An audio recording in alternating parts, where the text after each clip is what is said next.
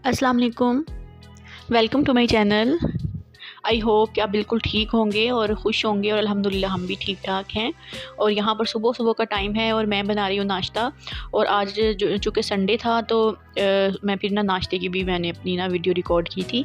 और मैं बना रही थी यहाँ पर आलू वाले नहीं बल्कि मूली वाले पराठे। जो मूली के पराठे बहुत मज़े के बनते हैं और मूलियाँ क्योंकि मार्केट में अब आ भी चुकी हैं, तो मैं यहाँ पर उनके अब पराठे बना रही थी। और मूली के पराठे बनाने मैंने एक दिन पहले भी बनाए थे। और वो भी मैंने ना मूलियाँ जो है वो ग्रेट करके रखी हुई थी। उसका थोड़ा-सा मटीरियल पड़ा हुआ था, तो फिर आज मैंने उसी में थोड़ी-सी और मैंने ग्रेट करके ऐड कर ली थी। और ग्रेट करके ना पानी इसका मैं थोड़ा-सा निकालती हूँ, ज़्यादा नहीं निकालती, वरना फिर ये होता है कि वो बहुत ड्राई बनते हैं पराठे।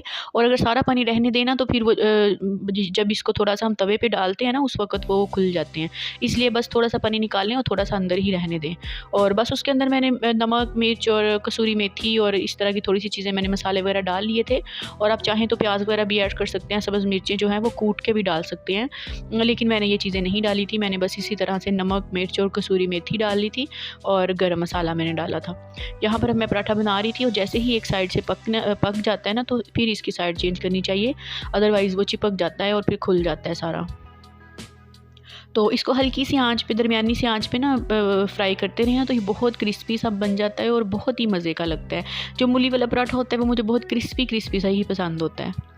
तो यहाँ पर चाय भी मैंने बना ली थी, पहले ही मैंने चाय बना ली थी और अब मैंने इनको कप्स में डाल के रख दिया था ताकि ये थोड़ी-सी ना टेम्परेचर इसका नॉर्मल सा हो जाए, पीने वाली हो जाए। और साथ ही मैं अपने बेटे के लिए अंडा भी फ्राई कर रही थी क्योंकि मुझे लग रहा था कि वो ना मूली वाला पराठा नहीं खाएगा। और वाक़ई में ऐसा ही हुआ, उसको नहीं पसंद आया। वो हालाँकि आलू वाला तो बहुत शौक से उसने खाया था, लेकिन ये वाला उसने खाया ही नहीं। तो फिर मैंने उसको एग जो फ्राई किया था वो खिला दिया था। और अब यहाँ पर हमने नाश्ता वगैरह कर लिया था, तो मैं यहाँ पर अपने हस्बैंड के कपड़ों को ना माया लगा रही थी क्योंकि आज काफ़ी अच्छी धूप निकली हुई थी और अब मौसम चेंज होने वाला है, वेदर फोरकास्ट में मैंने देखा था। तो फिर मैंने कहा चले आज काफ़ी अच्छी धूप है तो मैं माया वगैरह ना आज लगा लेती हूँ। तो यहाँ पर मैं उसको पका रही थी माया को। और माया को पकाने के बाद ना मैं इसको हमेशा छलनी से छान लेती हूँ ताकि इसमें अगर कोई लम्स वगैरह बने हो ना वो निकल जाएँ, अदरवाइज़ वो कपड़ों को भी लग जाते हैं।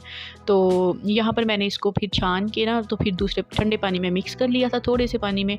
और यहाँ पर मैंने ना अपने कपड़ों को इनको लगा दिया था। और मैं कपड़ों को निचोड़ती नहीं हूँ लगाने के बाद, हस्बैंड के जो होते हैं ना, अपने कपड़ों को लगाऊँ तो हल्का-सा मैं उसको निचोड़ लेती हूँ या ड्राई भी कर लेती हूँ, स्पिन कर लेती हूँ।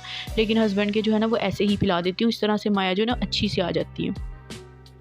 और ये काम करने के बाद बर्तन वगैरह भी धुल गए थे, किचन साफ़ हो गया था। और यहाँ पर मैं रोटी वाले रुमाल जो हैं उनको वॉश करके रखा हुआ था और जैसे ही मैं फिर ऊपर जाऊँगी तो इनको धूप में फैला दूँगी क्योंकि इनको भी ज़रा अच्छी सी धूप लग जाए।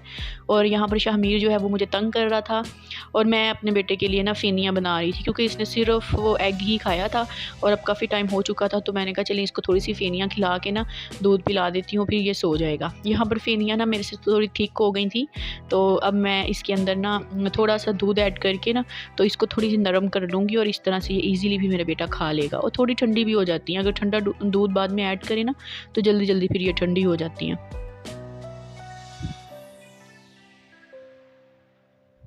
तो अब यहाँ पर जो है ना वो मेरा बेटा सो गया था तो मैंने फिर जल्दी-जल्दी ना उसके लिए दलिया बना लिया था गंदम का। दलिया मैं इसलिए ज़्यादा बनाती हूँ क्योंकि बच्चों को ना कॉन्स्टिपेशन की प्रॉब्लम तो अक्सर ही रहती है। आजकल वैसे भी मौसम चेंज हो रहा है तो बच्चे पानी बिल्कुल भी नहीं पीते हैं।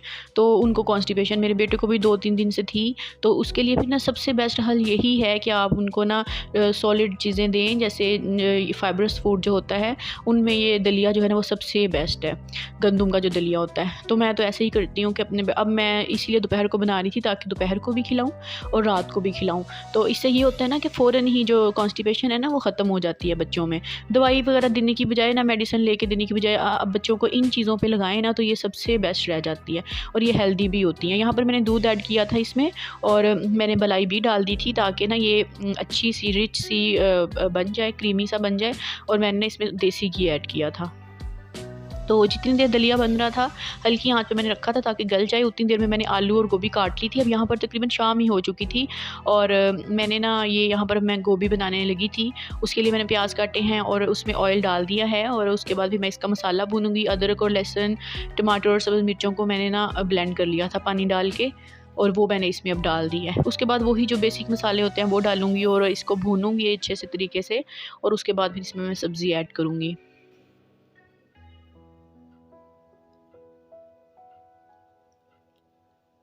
तो यहाँ पर अभी मैं खाना बना ही रही थी, उतनी देर में मगरिब की अज़ान हो गई थी। तो फिर मैंने ना इसकी आंच बंद कर दी थी, क्योंकि इसको भी भूनने पे टाइम लगना था और उतनी देर में नमाज़ का टाइम निकल जाना था।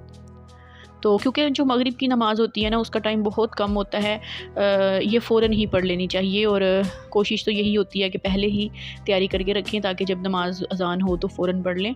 लेकिन जब बाज़ औक़ात ये है कि बंदा बिज़ी हो ना, क्योंकि आज संडे था तो रूटीन बिल्कुल डिस्टर्ब हुई हुई थी। और बाकी नमाज़ में फिर भी थोड़ा बहुत मार्जिन होता है, आप काम ख़त्म करके भी पढ़ सकते हैं, लेकिन मगरिब की नमाज़ में ऐसा नहीं होता। मगरिब की नमाज़ का टाइम बहुत थोड़ा होता है। और अब यहाँ पर मैं आ गई थी वापस किचन में, और मैंने यहाँ पर अब मसाले की भुनाई शुरू की थी। और इसको इतने अच्छे तरीके से भूनना है कि इसका जैसे यहाँ पर आपको नज़र आ रहा है ना, ऑयल सेपरेट हो जाए।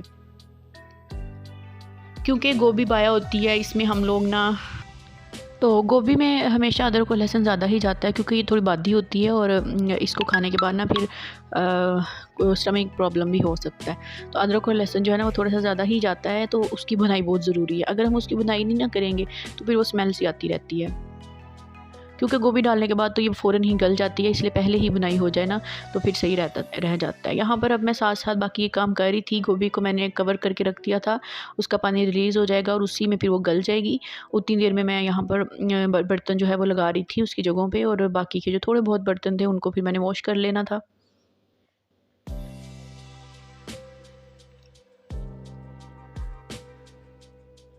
तो बाकी सारे दिन के तो बर्तन साथ साथ वॉश मैंने कर लिए थे इकट्ठे करके। अब यहाँ पर मैं साथ साथ ही वॉश कर रही थी। तो थोड़े से बर्तन होते हैं इस टाइम, जो दोपहर को होते हैं ना वो काफ़ी सारे होते हैं, क्योंकि तो सुबह के भी होते हैं और दोपहर वाले भी, और इस टाइम इतने ज़्यादा नहीं होते बर्तन, क्योंकि मैं साथ साथ ही वॉश करती रहती हूँ।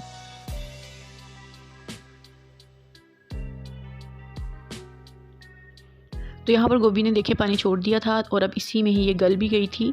और उसके बाद फिर मैंने इसको ना, जैसे ही पानी खुश्क हुआ तो बस मैंने दम पे रख दिया था इसको। और साथ ही साथ जो दूध वगैरह है उसको भी मैंने रख लिया था जग में निकाल के फ्रिज में। और जो फीडर वगैरह बनाने होते हैं वो भी मैं इसी टाइम बना लेती हूँ। और हस्बैंड के लिए अगर शेक वगैरह बनाना हो या जामे शीरी वाला दूध बनाना हो ना, तो वो इसी वक्त बना के ना मैं सारा कुछ एक ही वक्त में कर लेती हूँ। फिर साथ साथ खाना बन रहा होता है, साथ साथ इस तरह के एक्स्ट्रा काम हो जाते हैं। अब यहाँ पर चीनी जो है वो मैंने डिब्बे में डालनी थी, तो वो अब मैं डाल रही थी।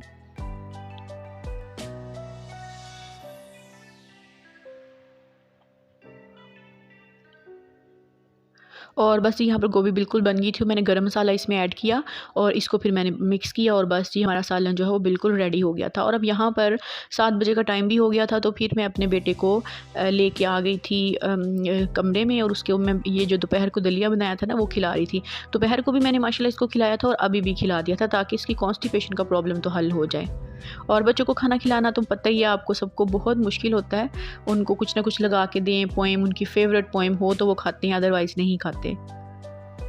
तो यहाँ पर यही कुछ चल रहा था। शाहमीर को कोई भी पोएम पसंद नहीं आ रही थी, और जब तक उसकी पोएम पसंद की ना हो वो बाइट ही नहीं लेता। और नैपकिन मैंने इसलिए नहीं लगाया था क्योंकि मैंने अभी शाहमीर को शावर दिलाना था, और उसके बाद फिर मैंने इसको सुलाना था, तो मैंने कपड़े अभी चेंज कर देने थे। फिर मैंने इसलिए नैपकिन वगैरह नहीं रखा, बस ऐसे ही मैं इसको खाना खिला रही थी जल्दी जल्दी। और बस यहीं तक था आज का मेरा व्लॉग। तो अगर आपको मेरा व्लॉग अच्छा लगा हो तो मेरे चैनल को सब्सक्राइब करें। अगर न्यू हैं फिर भी मेरे चैनल को सब्सक्राइब कर लें, और अपना बहुत सारा ख्याल रखिएगा, मुझे दुआओं में याद रखिएगा। टेक केयर, अल्लाह हाफिज़ एंड फ़ी अमानिल्लाह।